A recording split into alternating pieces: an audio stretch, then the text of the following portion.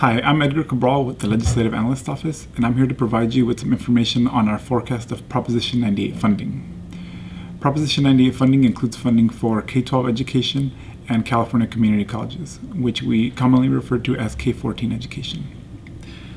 In our forecast, we estimate the minimum amount of funding that the state would be required to provide to K-14 education to meet its obligations under Proposition 98. This obligation is referred to as the Proposition 98 minimum guarantee. The guarantee is determined by a variety of factors, but the major important factors include general fund revenues, growth in personal income, local property taxes, and growth in attendance. Now let me describe briefly what our methodology is in this forecast. You'll see in our larger publication some information on the budget shortfall that the state has in future years. And what we do for Proposition 98 is assume that every year in our forecast period, the state provides the minimum requirement for Proposition 98. Now, a couple of disclaimers before we get into some of the specific numbers. First, the minimum guarantee, as I just mentioned, is very sensitive to general fund revenues. So our forecast of the guarantee is very dependent on our estimates of general fund revenues in the future. The second disclaimer is that nothing requires the legislature to provide exactly the minimum amount. So nothing prevents them from providing more than is required under Prop 98. And also with a 2/3 vote of both houses of the legislature and with a signature from the governor, the state can suspend the Proposition 98 requirements. And that was what was done in the 2010-11 year.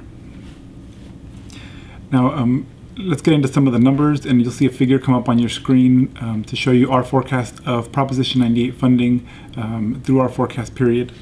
And as you can see in the figure, because of anticipated declines in general fund revenues in 2011-12, we estimate a Proposition 98 minimum guarantee of $47.5 billion. Now that's $2 billion lower than the 2010 allocation. Now, in the last 4 years of our forecast, from 2012-13 through 2015-16, we do see healthy growth of about 5 to 6% per year in the Proposition 98 requirement, reaching almost $59 billion in 2015-16. Now, I'd like to go back and talk a little bit about the 2010-11-12 issues. As you can see, as I mentioned, there was a $2 billion reduction we anticipate if the legislature were to fund Prop 98 at the minimum level in 2011-12. In addition, there are a couple other things that will make it difficult for school districts and community colleges. First is that in passing the 10-11 budget, the legislature relied on $1.8 billion in payment deferrals, essentially deferring payments that were for the 2010-11 fiscal year and not paying them until 2011-12. That means that from this reduced amount of funding that the state may provide for Prop 98 in 2011-12, some of that will go to pay for the prior year's programs. In addition, the cost, or the estimate of the cost for cost of living adjustments and growth in attendance for 2011-12 is about $1 billion. So those three things combined, $2 billion lower in Prop 98 funding, the need to use some of that lower amount to pay for last year's programs, and then increased costs associated with attendance and cost of living adjustments. That means that Prop 98 programs will have about $5.2 billion less than would be required to essentially continue the same 2011 program moving forward. Now, that also doesn't take into account the loss of federal funding that will be occurring at the same time. The state received about $7 billion in funding from the federal stimulus and from what we call the Ed Jobs Fund program. Those revenues will almost all be exhausted by the beginning of the 2011-12 year. So districts will be seeing less state funding from the state if the state were to provide the minimum, and they'd also be receiving less federal funding. Now, in dealing with these issues, there are some things that the legislature could do to help school districts. One is to rethink deferrals, whether we should be continuing using deferrals as a solution moving forward. Next is to send signals about what the state will be doing once categorical flexibility expires in 2013-14.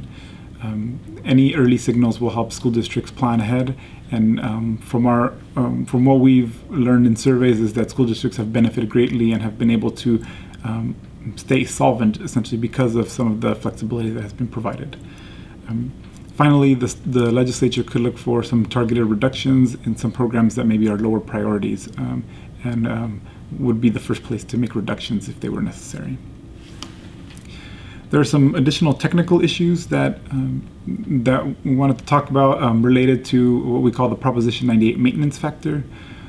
As some of you may recall, in the over the 2008-9 fiscal year, there were some constitutional questions about whether the state did in fact owe an additional maintenance factor because of reductions that were made to Proposition 98 funding in that year.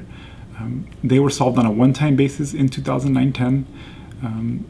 Now, what we see in the 2011-12 year is that this same situation reemerges, and there's again a question of whether the state would create a maintenance factor obligation. What we've done for the purpose of the forecast is to assume that the state does in fact create a maintenance factor obligation, which is consistent with the agreement that was adopted as part of the 9-10 budget. Using that assumption, what we estimate is that the state would have a maintenance factor obligation of over $13 billion by the end of the forecast period in 2015-16.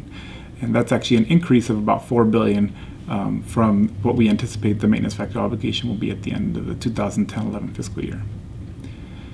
That's the summary of our Prop 98 forecast. If you want additional information, please view our report on the fiscal forecast. It's available on our website on www.lao.ca.gov. Thanks.